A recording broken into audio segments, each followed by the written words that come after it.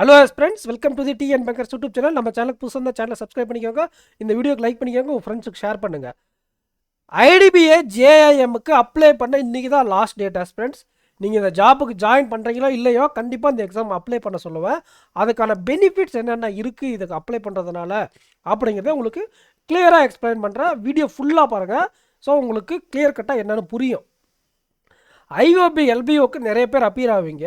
இந்த எக்ஸாமில் பண்ணக்கூடிய பர்ஃபார்மன்ஸ் வச்சு எந்த ஏரியாவில் நீங்கள் மாற்றணும், உங்களுடைய அப்ரோச்சை ஸ்பீடு அக்யூரசி இம்ப்ரூவ் பண்ணணுங்கிற தெளிவான ஐடியா உங்களுக்கு கிடைக்கும். ஏன்னா ஆல்மோஸ்ட் சிமிலர் லெவல் எக்ஸாம் தான் இது ரெண்டுமே. ரெண்டாவது விஷயம், மார்க் டெஸ்ட்டுங்கிறது வேறு, ரியல் எக்ஸாமுங்கிறது வேறு. ஸோ மார்க் டெஸ்ட்டை விட இந்த ரியல் எக்ஸாம் பிஃபோர் அவர் மெயின்ஸ் எக்ஸாம் ரொம்ப யூஸ்ஃபுல்லாக இருக்கும். ரெண்டாவது இன்டர்வியூ.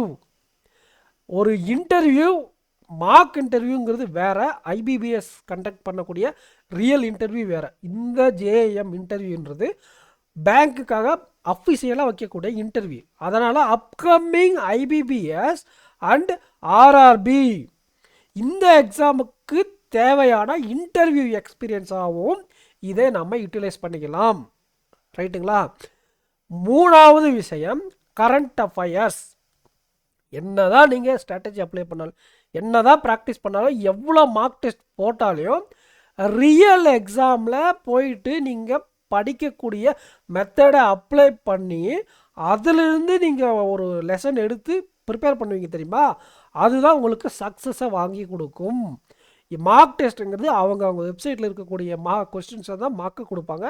அதிகமாக அட்டன் வர்ற மாதிரி தெரியும். ஆனால் ரியலாக எக்ஸாமில் கரண்ட் அஃபேர்ஸ் ஸ்கோர் பண்ணுறோம் இல்லையா, அதை வச்சு தான் நமக்கு டிசைட் ஆகும் நம்ம எந்த லெவலில் கரண்ட் அஃபேர்ஸ் படிக்கிறோம், ஏதாச்சும் ரிவிஷன் மாற்றணுமா, ப்ரிப்பேர் பண்ணுற மெத்தடை மாற்றணுமா, சோர்ஸை மாற்றணுமா, இந்த மாதிரி எல்லா விதமான கிளாரிட்டிக்கும் இது ஒரு அடித்தளமாக இருக்கும். கொஸ்டின் செலெக்ஷன், எக்ஸாம் அப்ரோச், இது ரெண்டும் தான் எக்ஸாமில் ஒரு பிகினராக இருக்கக்கூடியவங்க நோட் பண்ணக்கூடிய ஒரு விஷயம். ஓகேங்களா? பிகினராக இருக்கக்கூடியவங்க கொஸ்டின் செலெக்ஷனையும் எக்ஸாம் அப்ரோச்சையும் கண்டிப்பாக இம்ப்ரூவ் பண்ணி ஆகணும், கற்றுக்கணும் ஃபஸ்ட்டு. அதுக்கு நீங்கள் ஒரு ப்ராக்டிஸை பண்ணிட்டு போய் ரியலாக இந்த எக்ஸாமில் பண்ணிட்டு வரும்போது ஒரு லெசன் கிடைக்கும்.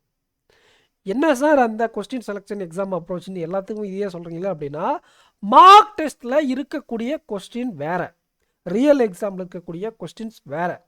இங்கே 10 பேர் கொண்ட சீட்டிங் கொடுத்தாக்கல ரியல் எக்ஸாமில் 8 பேர் கொண்ட சீட்டிங் தான் வரும்.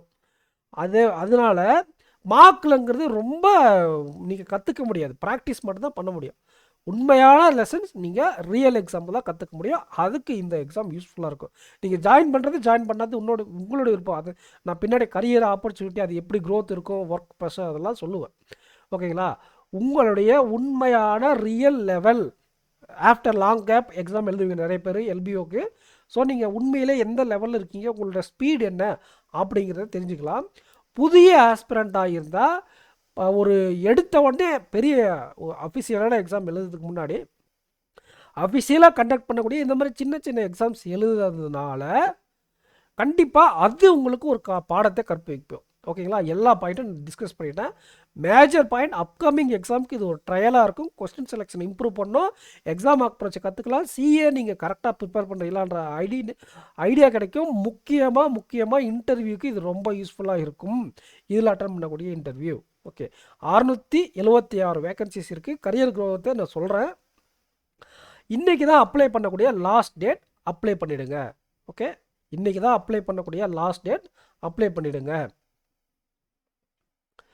சரி, இதில் ஏஜ் லிமிட் தான் ஆஸ்பிரண்ட்ஸ் சின்ன பிரச்சனை. ஓபிசி ஆஸ்பிரண்ட்டாக 28, எஸ்சி எஸ்டி ஆஸ்பிரண்ட்டாக இருந்தால் உங்களுக்கு 30 வரை ஏஜ் லிமிட் இருக்கும். ஜென்ரல் ஆஸ்பிரண்ட்ஸுக்கு 20லேருந்து 25 மட்டும்தான். ஓகேங்களா? ஸோ அதுலேயும் உங்களுக்கு காம்படிஷன் கம்மி, எஜுகேஷன் குவாலிஃபிகேஷன் மினிமம் 60% இருக்கணும். ஓகே, எக்ஸாம் பேட்டர்னுக்குள்ளே போயிடலாம். பாருங்கள், இதுதான் எக்ஸாம் பேட்டர்ன். இதில் இந்த டிஏ அண்ட் லாஜிக்கல் ரீசனிங் பேப்பரை நீங்கள் நல்லா பண்ணிட்டு வந்துட்டீங்க. இந்த 40 நிமிஷத்தில் குட் அட்டம். எக்ஸாம் லெவல் மேபி மாறிக்கிட்டே இருக்கும் வருஷம்.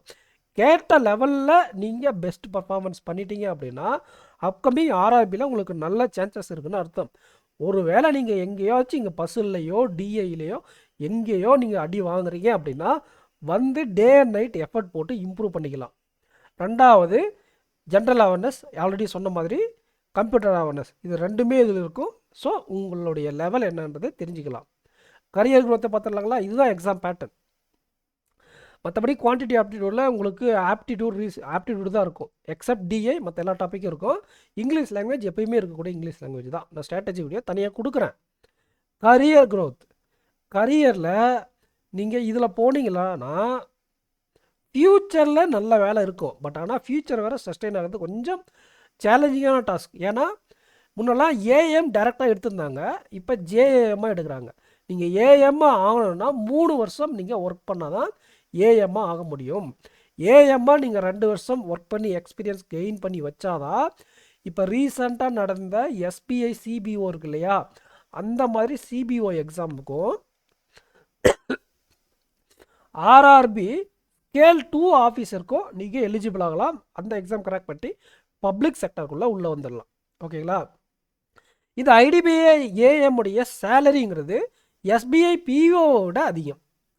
சேம் சேலரி சேம் அலவன்ஸ் தான். எக்ஸ்ட்ரா எங்கன்னா பெட்ரோல் அலவன்ஸில் உங்களுக்கு 150 லிட்டர் தருவாங்க, பப்ளிக் செக்டரில் 50 லிட்டர் தான் தருவாங்க. ஸோ அந்த 100 லிட்டருங்கிறது வித்தியாசம். அண்ட் நிறைய அலவன்ஸஸ் உங்களுக்கு எக்ஸ்ட்ரா கிடைக்கும். அசிஸ்டன்ட் மேனேஜராக ப்ரொமோட் ஆனால் இப்போ நீங்கள் எழுதுறது ஜூனியர் அசிஸ்டன்ட் மேனேஜர், 3 வருஷம் ஒர்க் பண்ணால் அசிஸ்டன்ட் மேனேஜர். இதில் போய்கிட்டே எக்ஸாம் ப்ரிப்பேர் பண்ணணும்னா கொஞ்சம் அது யோசிக்கக்கூடிய விஷயம் தான். இதை நான் எதுக்காக உங்களை அப்ளை பண்ண சொல்கிறேன் அப்படின்னா, ஃபினான்ஷியல் ப்ராப்ளம் இருக்கிறவங்களுக்கு ஒரு ஆப்பர்ச்சுனிட்டி. 3 வருஷம் பல்ல கடிச்சு ஒர்க் பண்ணிங்கன்னா அசிஸ்டன்ட் மேனேஜர் ஆகலாம், நல்ல சேலரி கிடைக்கும். அப்புறம் பப்ளிக் செக்டர் ஷிஃப்ட் ஆகலாம். எனக்கு ஃபினான்ஷியல் ப்ராப்ளம் இல்லை, என்னுடைய லெவலை டெஸ்ட் பண்ணணும், இந்த மாதிரி இன்டர்வியூ அப்ரோச் பண்ணணும், இந்த மாதிரி விஷயங்களுக்கும் இந்த எக்ஸாமை யூஸ் பண்ணிக்கலாம். அண்டு இன்டர்வியூ ஓகே, நான் இப்போ போய் எடுக்கிறதுனால ஆப்பர்ச்சுனிட்டி மற்றவங்களுக்கு மிஸ் ஆகலை அப்படின்னு நினைப்பீங்க. அது கிடையாது. ஏன் அப்படின்னா உங்களுக்கு ரிசர்வ் லிஸ்ட்டு இதில் நிறைய பேர் எடுப்பாங்க. நீங்கள் இன்டர்வியூ அட்டன் பண்ணிட்டு டிவி போகாதீங்க ஃபர்தரா. ஓகேங்களா? நீங்கள் ஜாயின் பண்ணுறதில்ல அப்படின்னா டிவி போகாதீங்க. ஃபர்தரா அடுத்த ரேங்கிங்கில் இருக்கவங்க அவங்க எடுத்துப்பாங்க. நிறைய பேர் ரிசர்வ் லிஸ்ட் எடுப்பாங்க, நிறைய பேர் ரிசைன் பண்ணுவாங்க. ஸோ அதை வந்து ஃபில் ஆகிக்கிட்டு இருக்கும். ரிசர்வ் லிஸ்ட் அவங்ககிட்ட கையிருப்பு இருந்துக்கிட்டே தான் இருக்கும். ஸோ அப்ளை பண்ணக்கூடிய லிங்க்கு கமெண்ட் செக்ஷனில் இருக்குது. அப்ளை பண்ணிடுங்க. ஏஜ் எலிஜிபிலிட்டி இருக்குங்க. இன்றைக்கி தான் லாஸ்ட் டேட்டு. எக்ஸாம் சென்டரை majority of the center cover ஆகிடும். ஸோ இந்த வீடியோவை உங்கள் ஃப்ரெண்ட்ஸுக்கு ஷேர் பண்ணுங்கள், நம்ம சேனலில் ஷேர் பண்ணுங்கள், வீடியோக்கு லைக் பண்ணிக்கோங்க. அண்டு நம்மளுடைய கரண்ட் அஃபேர்ஸ் சீரிஸை யூஸ் பண்ணிக்கோங்க. அப்பர்ஸ்களோட பேக்கேஜ் வேணும்னா AK10 அப்படிங்கிற கூப்பன் கூட யூஸ் பண்ணிக்கோங்க. Thank you friends. நெக்ஸ்ட் வீடியோவில் மீட் பண்ணலாம். தேங்க்யூ.